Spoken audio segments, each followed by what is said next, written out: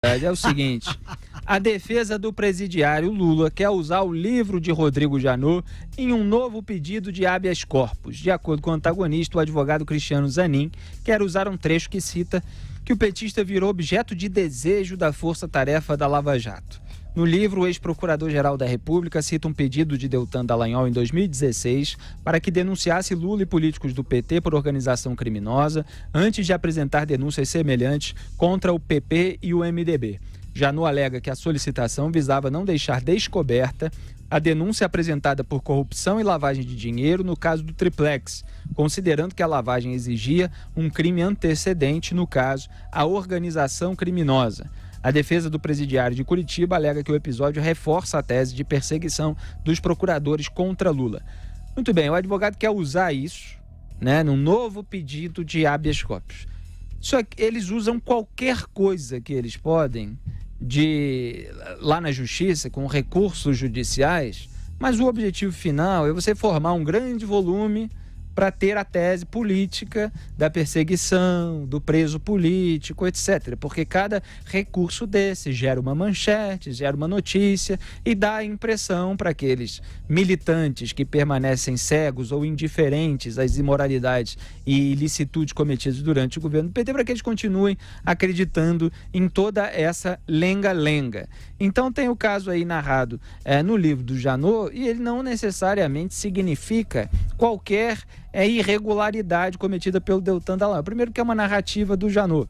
Isso precisaria ser investigado para ver se o Deltan disse exatamente isso. Segundo, um procurador falar com o Procurador-Geral da República a respeito da ordem de pedidos pode ser algo absolutamente natural.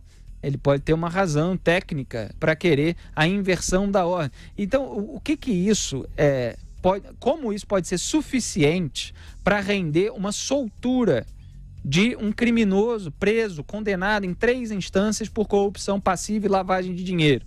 Então eles estão usando essas questões, diálogos, supostos diálogos, frases, declarações atribuídas por esse autor de livro que disse que teve o desejo lá de matar o ministro do Supremo, para tentar avolumar essa tese, que não funcionou, não passou pelo crivo de 3 instâncias. Esse Zanin mente mais do que respira, né?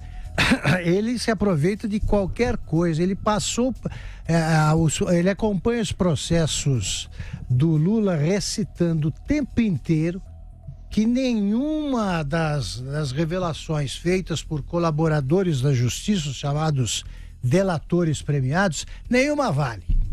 O cara vai lá, o empreiteiro dá um depoimento cheio de detalhes. Ah, não, tá mentindo.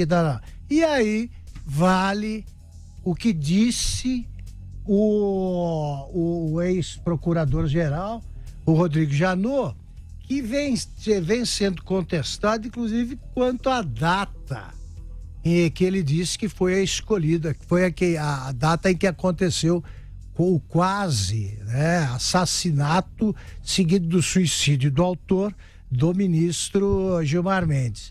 Já foi comprovado que na data que aparece lá no livro, que ele tem declinado, em tal data eu fui para o Supremo, estava armado, fiz isso, fiz aquilo e tal, ele estava em Belo Horizonte.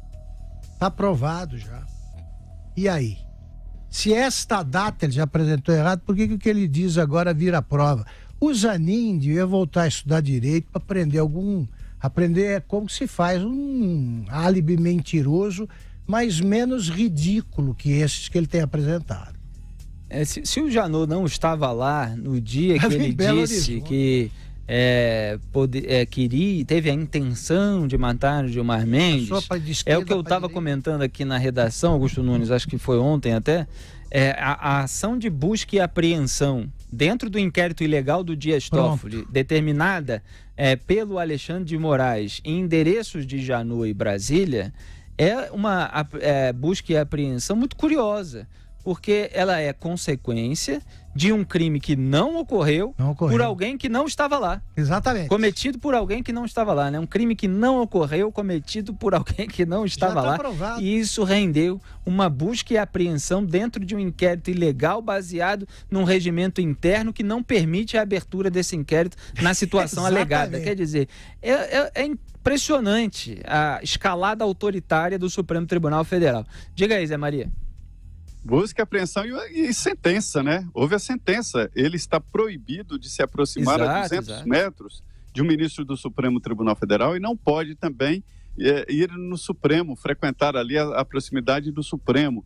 Fica até difícil para ele, que é melhor ele continuar lá na residência dele ou nos bares ali próximos, porque se ele for, por exemplo, no lançamento de um livro, era até perigoso ele desobedecer a lei. No lançamento do livro, se aparecer um ministro de lei, ele tem que sair correndo, sob pena de prisão, porque pode ficar... É verdade.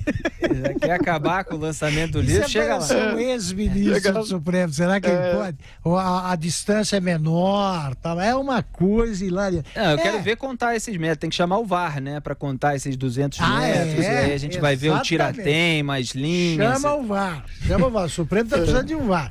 Porque o Supremo tem de tudo, menos ministros, né? Menos juízes. Porque arrumou agora o delegado de plantão, Alexandre de Moraes. Fala, Zé. Pois é, mas só para concluir aqui é o seguinte, eu acho que em alguns momentos a gente tem divergência sobre isso.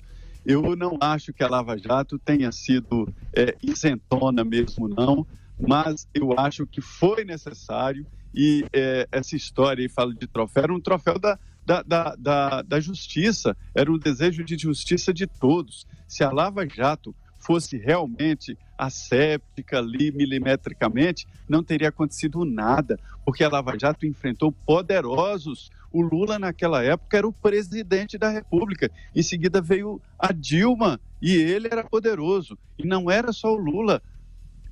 Eduardo Cunha, Renan Calheiros e outros poderosos. Então a Lava Jato tinha sim que discutir tudo, unir e fazer esse projeto que felizmente aconteceu, né? Eu acho que foi brilhante o processo e que deve ser copiado e não criticado. Tava lutando para prender bandido e tinha lá... bandidos poderosos. Né? Exatamente, as suas estratégias de enfrentamento. Agora é bom deixar claro, claro que essas estratégias têm que estar sempre de acordo com a lei. Mas o Janot também demorou muito para denunciar os petistas, né, Augusto? Você lembra que a denúncia do Janot, do quadrilhão do PT, ela veio aos 48 do segundo tempo. Nos últimos dias de mandato do Rodrigo Janot, Procurador-Geral da República, e depois de muita pressão da sociedade para que ele se voltasse contra o partido que o colocou lá. E aí o Lula ficou indignado, revoltado e teve aquela escuta telefônica, porque ele era investigado, e houve uma escuta telefônica legal, em que ele reclamava da ingratidão do Janot. Você vê o que é um bandido, né? O bandido bota lá o Procurador-Geral da República, aí o Procurador-Geral da República, aos trancos e barrancos, né, precisando ser pressionado pela sociedade, faz aquilo que é certo, que é denunciar a roubalheira. E quando ele está caminhando para isso, o bandido que o colocar lá acha ele um ingrato, porque acha que ele, tendo sido escolhido para o cargo, deveria fazer vista grossa ao crime que cometeu. Exatamente. O Lula disse também que o Supremo era covarde, porque os ministros que ele colocou lá também deveriam, a exemplo do Janot, já demonstrar gratidão, né? Demonstrar gratidão. Agora, nós dissemos aqui, incontáveis vezes, que não se devia confundir o Janot, aquela área em que ele operava, com a Lava Jato real. Quando a gente fala Lava Jato, nós estamos pensando na Lava Jato de Curitiba. E é assim mesmo, porque quando os ministros tentam, quando a gente diz, eles querem parar a Lava Jato, em que é que eles estão atirando?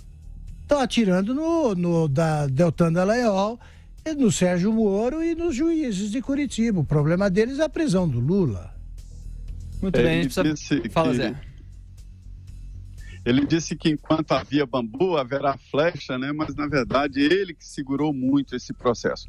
Só para explicar, a Lava Jato, tudo que estava em primeira instância, o Deltan Dallagnol resolvia ali e pedia na justiça, e o então juiz Sérgio Moro e outros, existiam outros juízes, né, decidiam e pronto. Mas para o caso de quem tem fórum privilegiado, aí a competência exclusiva do Supremo é do Procurador-Geral da República, na época Rodrigo Janot. Daí o atraso inicial ali de processos contra os poderosos. Olha, antes de apresentar o pedido de punição ao quadrilhão do PT, ele apresentou o quadrilhão do MDB, o quadrilhão do PP, e fez o Renan Calheiros e outros colocarem a mão na testa e perguntarem onde estão os outros.